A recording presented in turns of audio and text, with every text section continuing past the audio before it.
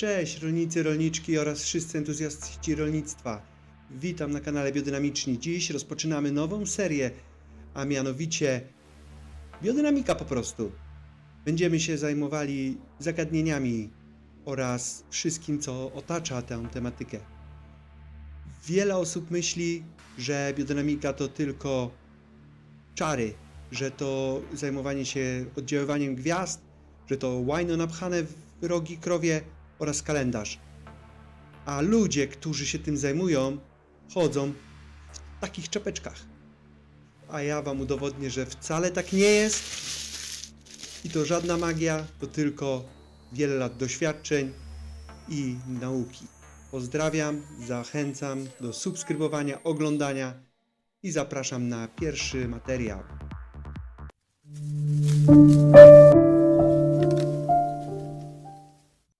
Tak więc zacznijmy naszym cyklem o biodynamice. Więc musimy chyba zacząć od rysu historycznego. Przed I wojną światową rolnictwo było bardziej naturalne. Kierowano się naturalnymi rytmami przyrody. I wojna światowa dużo zmieniła ze względu na to, że były wykorzystywane pierwsze pociski artyleryjskie i nie tylko, w których używano azotu. Oczywiście TNT mam na myśli. Kiedy zakończyła się wojna i zakłady nie miały stać puste, zaczęto je przekształcać w wielu krajach w zakłady produkujące azot dla rolnictwa. Proces uzyskiwania sztucznego nawozu, azotanoamonu dokładnie mówiąc, nazywa się procesem Haber-Boscha i pozwala on na uzyskanie obecnie nam popularnej saletry amonowej. Ten proces oczywiście od 100 lat ewoluował bardzo. Ale skąd ludzie wpadli na ten pomysł, żeby wykorzystywać azot na pola? Po samej wojnie zostało dużo pocisków, dużo amunicji i trzeba było je zutylizować, częściowo przynajmniej, więc spróbowano, co się stanie, jeśli się to rozsypie na pola i okazało się, oczywiście mówię teraz w uproszczeniu, okazało się, że rośliny zdecydowanie lepiej rosną. A kiedy pojawiły się pierwsze środki ochrony roślin? Pierwsza była mieszanina bordowska, czyli mieszanina siarczanu, miedzi oraz wapnia, która była stosowana w rejonach Bordeaux do ochrony roślin przed mączniakiem, głównie winorośli, ale przełom nastąpił zaraz po II wojnie światowej, kiedy na masową skalę zaczęto używać DDT, nazwa mówiąca chyba coś każdemu. Niestety największym problemem była akumulacja się tego środka w organizmie, które odkryto dopiero po blisko 30 latach. A obecnie w portfolio producentów oprócz mieszanin chemicznych znajduje się coraz więcej produktów naturalnych na bakteriach, na wyciągach z aminokwasów, czyli kierunek zapoczątkowany blisko 100 lat temu przez Rudolfa Steinera.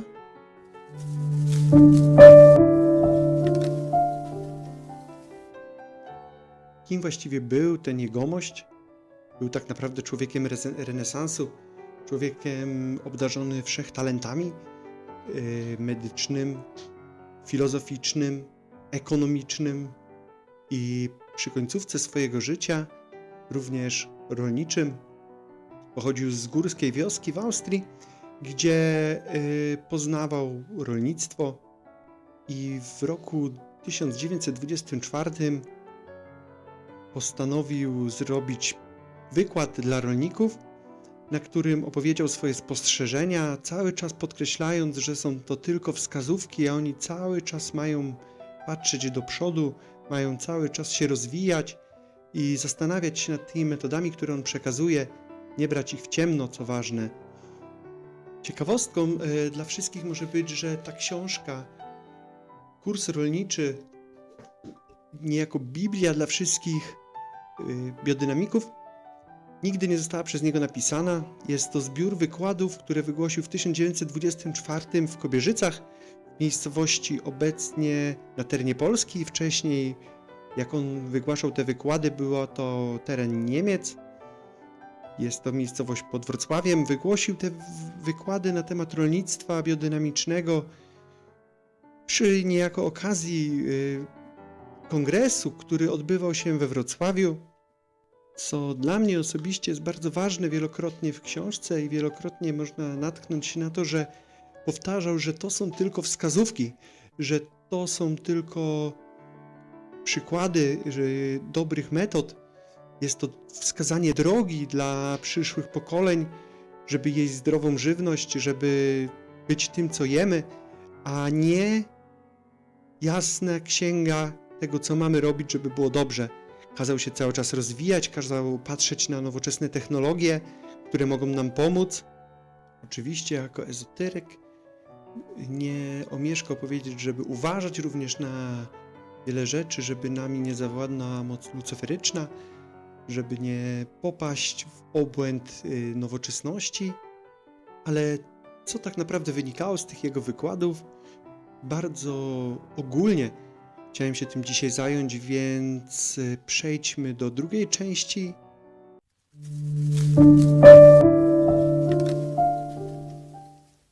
Tak więc zacznijmy od tego, jaki miał być cel powstania pierwszych gospodarstw biodynamicznych, a mianowicie wywodzą one się z ruchu, jakim jest antropozofia.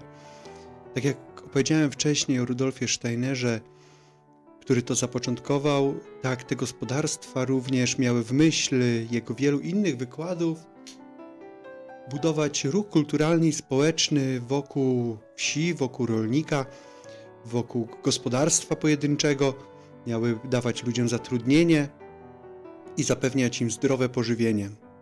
Celem było rozszerzenie horyzontów myślowych o to, jak wpływa na Ziemię kosmos, jak my oddziałujemy na przyrodę jako ludzie i zapewnić dobre życie dla kolejnych pokoleń, zostawić po sobie zdrową Ziemię.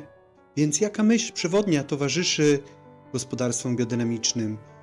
Chciałem tutaj nadmienić, że nie chodzi tylko o gospodarstwa, chodzi też o małe ogródki działkowe. Można czerpać inspiracje nawet na najmniejszych grządkach przydomowych z tej nauki, chociaż w samym założeniu było zebranie wszystkich czynników, jakie tworzą gospodarstwo, czyli zwierząt, ziemi, oddziaływań kosmicznych oraz człowieka albo społeczności, które te gospodarstwa miały tworzyć wokół siebie. Gospodarstwa biodynamiczne miały na celu także tą społeczność kształcić, wychowywać. W założeniu miała to być trochę taka komuna, w której wszyscy zapewniają dobrostan wszystkim, gdzie każdy dba o innego członka tej społeczności, szkoli go, uczy go. To były założenia ideologiczne, a jak działają dzisiejsze gospodarstwa biodynamiczne? Część gospodarstw jest nastawionych tylko na to, że po prostu są większe pieniądze ze sprzedaży swoich produktów. Dbają oczywiście o wszystkie zasady i standardy, które są na nich nałożone przez jednostki certyfikujące biodynamikę, żeby uzyskać specjalny znaczek Demeter, ale tych gospodarstw jest tak naprawdę mniejszość, dlatego że większość stanowią gospodarstwa ideologiczne, w których zatrudnia się osoby niepełnosprawne, gdzie szkolą się kolejne pokolenia, gdzie można nabyć od razu produkty, czasem nawet dostarczają do pobliskich miast. Doskonałym przykładem takiego gospodarstwa może być niemieckie Dotter-Felderhof, w którym szkolone są już kolejne pokolenia, gdzie schedę po starszych przejmują młodsi, gdzie co roku uczy się wielu nowych adeptów rolnictwa od mentorów. W Polsce takim przykładem może być Juchowo, które również skupia dookoła siebie ogromną rzeszę sympatyków oraz szkoli młodych rolników, a tak właściwie to próbuje wpoić wiedzę rolniczą młodym ludziom, którzy przyjeżdżają na praktyki. Natomiast za początki rolnictwa biodynamicznego w Polsce można przyjąć lata międzywojenne, kiedy w Szelejewie senator ówczesnej Polski Stanisław Karłowski założył pierwsze gospodarstwo biodynamiczne na powierzchni blisko 2000 hektarów. Obecnie znajduje się tam hodowla nasion, znana chyba w całym kraju, to jest firma Danko, ale niestety nie podtrzymuje tradycji ekologicznej i biodynamicznej swojego założyciela. Ale co jest tak naprawdę istotą gospodarstwa biodynamicznego? Jest to cykl zamknięty. Muszą być zwierzęta, najlepiej, żeby to były przeżuwacze, na przykład krowy. Oczywiście fajnie, jak są też inne zwierzęta, jak kury, owce, świnie, które produkują obornik, który jest następnie kompostowany w specjalny sposób, preparowany specjalnymi preparatami, gdzie już mamy pierwszy element kosmosu. Następnie ten kompost specjalny, biodynamiczny trafia na pola. Pola muszą być także uprawiane w odpowiedni sposób, ale o tym w następnym materiale. Potem następnie z pól zbieramy pożywienie dla zwierząt, dla ludzi w postaci owoców, warzyw, paszy. Czego nie można pominąć, to jest stosowanie preparatów biodynamicznych, które są łącznikiem gospodarstwa z kosmosem. Jest to ważny element. Preparaty produkujemy w specjalnych osłonach. Są to najczęściej, choć nie zawsze, jakieś części odzwierzęce oraz musimy zachować odpowiedni cykl, w których je przygotowujemy. Tutaj mówimy o zakopywaniu, specjalnym rozdrabnianiu, ale to także jest temat na osobny odcinek. Ale co jest najważniejsze? Klucz tego wszystkiego jest człowiek. Niezależnie czy mówimy o małym ogródku przydomowym, gdzie nie wiadomo, nikt nie będzie trzymał krowy, czy mówimy o ogromnym gospodarstwie wielkoobszarowym, to zawsze człowiek czy społeczność wokół tego jest najważniejsza. To ona jest obserwatorem zmian w przyrodzie. Ona musi dbać o ziemię, o zwierzęta, tak jak o siebie. Przykładem może być na przykład to, że przecież my nie chcemy, żeby ktoś nas drapał aż do ran, tylko chcemy być delikatnie pogładzeni. W ten sposób trzeba traktować swoje zwierzęta, trzeba traktować swoją ziemię i kompost nawet, więc trzeba zawsze przed każdym zabiegiem solidnie się zastanowić, czy na pewno jest to potrzebne, czy na pewno robimy to w odpowiedni sposób, nie uszkadzając naturalnego życia w glebie, nie robiąc krzywdy zwierzęciu. Ale jeszcze raz podkreślę, w centrum tego wszystkiego musi stać człowiek albo społeczność ludzi, która tworzy ten ogródek przydomowy, to gospodarstwo. Zawsze to jest ten najważniejszy czynnik, który wszystko spaja.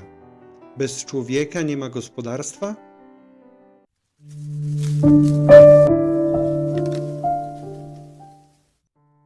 Często w internecie napotykamy na filmiki o biodynamice, gdzie widzimy ludzi, którzy chodzą boso po ziemi, są ubrani w jakieś dziwne, zupełnie z innej epoki ubrania. Tworzy to nieprzyjemny, lekko sekciarski klimat, ale tak nie jest. Ludzie są różni, nie mają czasem taką potrzebę w ten sposób okazywać swoją bliskość z naturą. Jest także wielu biodynamików, którzy są tak naprawdę przedsiębiorcami, którzy są biznesmenami, ale i tak doskonale pokazują tą ideę, potrafią doskonale budować społeczność wokół gospodarstwa i dbać o ziemię. I wcale nie trzeba tak wyglądać i chodzić w foliowej czapeczce. Chciałbym odczarować ten mit raz na zawsze. Chciałbym, żebyście przekonali się, że każdy człowiek tworzy swoje gospodarstwo i jeżeli czuje taką potrzebę, musi się tak obnosić, jak najbardziej tak. Jeżeli chce być biznesmenem, też jest to właściwe.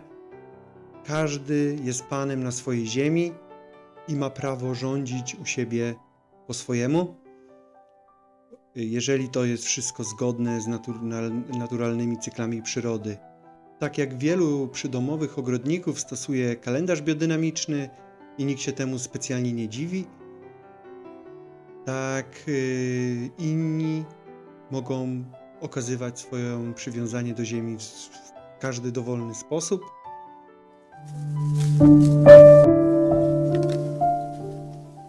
Na kolejnym spotkaniu Chciałbym, żebyśmy zajęli się tematem gleby, uprawy biodynamicznej, zahaczyli już może lekko o preparaty biodynamiczne. Zapraszam na kolejne spotkanie. Dzisiaj chciałem rozpocząć ten temat, wprowadzić Was w te zagadnienia i mam nadzieję zainteresować. Zachęcam do subskrybowania, lajkowania, zostawcie dzwoneczek, żebyście nie przegapili kolejnych materiałów. Pozdrawiam Was wszyscy rolnicy i rolniczki.